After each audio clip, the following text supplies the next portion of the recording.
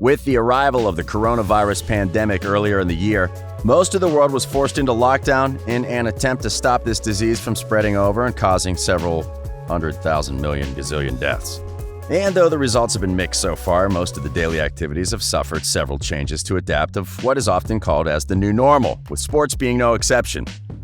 As more people became infected by this new virus, most of the professional leagues around the world suspended their seasons to protect their players and their working personnel, as well as their fans, from getting the coronavirus.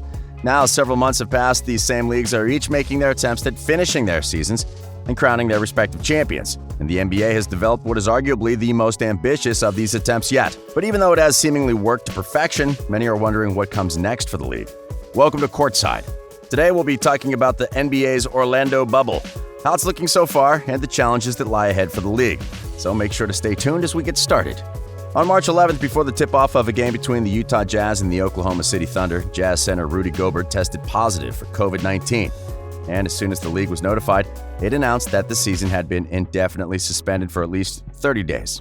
This decision had an immediate effect on the sports world, as most owners and league officials followed suit and decided to also suspend or postpone their respective seasons and sporting events. This included the NHL season, the start of the MLB season, WrestleMania 36, and many others. During the months that followed, and as it became evident that the effects of the pandemic would not go away anytime soon, the league office and the Players Association started to discuss the possibility to resume the season in a way that was safe for all parties involved. On June 4th, after much speculation and numerous reports from the media, the NBA Board of Governors approved a plan to restart the season in Orlando without fans, thus giving birth to the Orlando bubble. The plan consisted in creating a space that only a few people would get access to so that the risk of having a coronavirus outbreak would be as low as possible. The space selected to resume play was the ESPN Wide World of Sports complex located inside Walt Disney World, and only those teams within 6 games of the 8th seed in each conference would be invited to the restart, resulting in only 22 of the 30 NBA teams participating. Before the first phase of this plan started, many media analysts and players were concerned with the viability of it. Most of them argued that certain players would not be disciplined enough to follow the bubble guidelines and that the security protocols would not be able to prevent the virus from spreading among them. But as scrimmages and official games began, the league proved that it was capable of keeping everyone inside the facility safe. On August 3rd, the league announced that out of 343 players, none of them had tested positive for coronavirus for a third straight week. The effectiveness of the safety protocols has not been the only thing that has garnered praise inside the bubble. After a full week of seeding games, the product seen on the court has been as good as anyone could have asked for. There was a real concern of what the play in the restart would look like, given that more than 4 months had passed since the last time that the players stepped onto a court to play against another team. But the results have been excellent. Players have embraced the opportunity to play against each other again and have also embraced the challenge that this represents. The result? Games have been highly competitive and have had a playoff atmosphere. And though there won't be a real home court advantage when the postseason does begin, playoff seeding still has an important strategic significance for various teams. Also, 6 teams in the Western Conference are still battling it out for the final spot in the playoffs, which should mean that the best games are still to come. Also, Disney World has provided the players with a chance to spend more time together and bond as a team.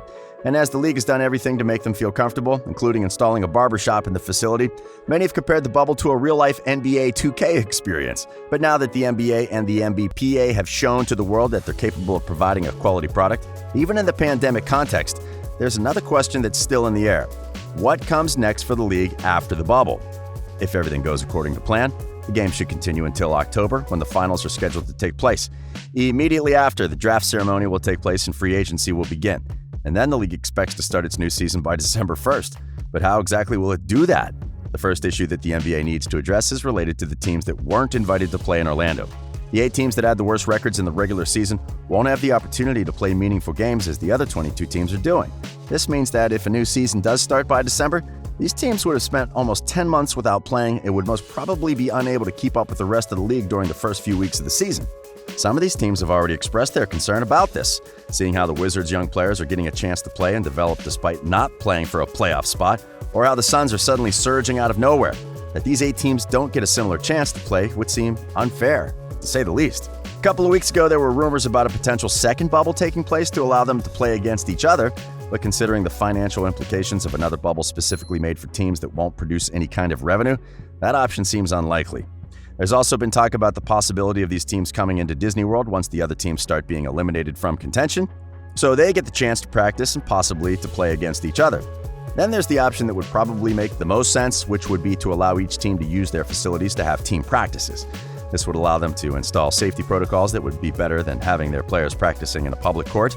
Regardless of the option the NBA and the NBPA decide to apply, they need to somehow provide these teams with the possibility to at least allow their players to practice together. Otherwise, the first weeks of an eventual season may be among the less competitive in recent history. And talking about the following season, the biggest questions that the league faces are whether it will be able to have games played on regular stadiums and whether fans will be allowed into these games. Things could surely look a lot better in a few months than what they do today, but in case that they don't, the 2021 season would probably have to be played entirely without fans in the stands, just like the current bubble games are being played now. Owners will most probably not be very fond of this possibility, and there's also the option to hold the season from starting a little longer if it allows fans into the games. But the league and the Players Association will find it very hard to make a calendar that allows each team to play 82 games while also giving players enough time to participate in the 2021 Tokyo Olympics if they end up taking place. To assess this issue, there could be a break during the season that allowed players to participate in the Olympics. But as of today, that would be nothing more than speculation. Lastly, if fans are not allowed into the games, there's another interesting question. Should teams play their games inside empty arenas? This wouldn't probably be a good idea from a financial standpoint.